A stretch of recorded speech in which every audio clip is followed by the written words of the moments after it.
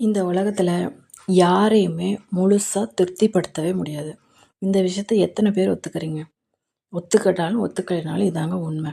யாராவது ஒருத்தங்க நம்மளால கண்டிப்பாக குறை சொல்லுவாங்க. எல்லாருமே இவங்க சூப்பர், இவங்க சூப்பரான ஆள், நல்ல பசங்க, நல்ல பொண்ணுங்க அப்படின்னு யாருமே சொல்ல மாட்டாங்க. ஸோ இந்த உலகத்தில் யாரையுமே முழுமையாக திருப்திப்படுத்த எந்த மனுஷனாலையும் முடியாது. ஒருத்தவங்களை பற்றி தப்பாக பேசுகிறான் அப்படின்னா அவங்ககிட்ட போய் நான் ரொம்ப நல்லவன் இப்படிலாம் எக்ஸ்பிளைன் பண்ணிக்கிட்டு இருக்காதீங்க. உங்களோட கருத்துக்கள் அவங்களுக்கு தேவை கிடையாது. அந்த நிமிஷம் சூப்பர், கரெக்டுமா, நீ சொல்கிறது கரெக்டுமா அப்படிமா சொல்லுவாங்க. ஆனால் உங்கள் முதுகு பின்னாடி உங்களை பற்றி தப்பாக மட்டும்தான் பேசுவாங்க.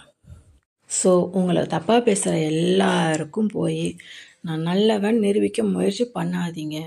உங்களை தப்பாக பார்க்குறான்னா அது அவங்களோட பிரச்சனை, உங்கள் பிரச்சனை கிடையாது. இந்த உலகத்தில் ஏற்கனவே இந்த வீடியோ ஒன்று போட்டிருக்கேன். எவனோ அவன் முதுகில் இருக்க அழுக்க பார்க்க மாட்டான், அடுத்த முதுகில் என்ன அழுக்கு இருக்குங்கிறத மட்டும்தான் துடைக்க ட்ரை பண்ணுவான். ஸோ அப்படி துடைக்க ட்ரை பண்ணவங்களுக்கு நீங்கள் எந்த எக்ஸ்பிளைனும் கொடுக்க வேண்டாம். நீங்கள் தப்பு பண்ணால் மட்டும் தானே பயப்படணும்.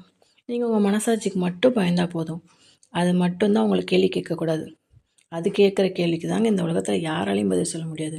மனசாட்சியே இல்லாமல் சில பேர் இருக்காங்க, அவங்கள நான் பற்றி பேசலை. உண்மையாக நேர்மையாக இருந்து ஒருத்தங்கிட்ட கெட்ட பேர் நீங்கள் வாங்குறீங்க அப்படின்னா அதுக்கு நீங்கள் உங்களை பற்றியான எக்ஸ்பிளைன் கொடுக்க வேண்டிய அவசியம் கிடையாது. நீங்கள் யாருன்னு உங்களுக்கு தெரிஞ்சால் போதும், உங்கள் மனசாட்சிக்கு தெரிஞ்சால் போதும். அது மட்டும் தெரிஞ்சாலே நீங்கள் ஹாப்பியாக வாழலாம். அடுத்தவன் என்ன பேசுனா நமக்கு என்ன? ஒரு விஷயத்த மட்டும் யோசிச்சு பாருங்களேன். நம்ம முன்னாடி நின்று பேச தைரியம் இல்லாத மனுஷங்களுக்காக நம்ம டைமை ஏன் வேஸ்ட் பண்ணணும்? ஏன் அவங்களுக்கு போய் நம்ம எக்ஸ்பிளைன் பண்ணிகிட்ருக்கணும்? நம்ம முன்னாடி நின்று நீ இப்படிப்பட்டவன்னு சொல்லக்கூட அவங்களுக்கு தைரியம் இல்லை. நம்ம முதுகு பின்னாடி தானே பேசுகிறாங்க, பேசிட்டு போட்டோம். அவங்களுக்கு ஒரு டைம் பாஸ்க்கு நம்ம ஒரு கண்டென்ட் கொடுத்துருக்கோம்ல, அது எவ்வளோ பெரிய விஷயம். பல பேருக்கு நேரத்தை எப்படி ஓட்டுறதுனே தெரியாமல் போராடிட்டுருக்காங்க. அப்படி பார்த்தா அவங்களுக்கு நேரத்தை ஓட்ட நம்ம வாய்ப்பு கொடுத்துருக்கோம். அப்போ நம்ம சூப்பர் தானே. ஸோ எல்லாருக்கும் எக்ஸ்பிளைன் பண்ணிகிட்ருக்காதீங்க.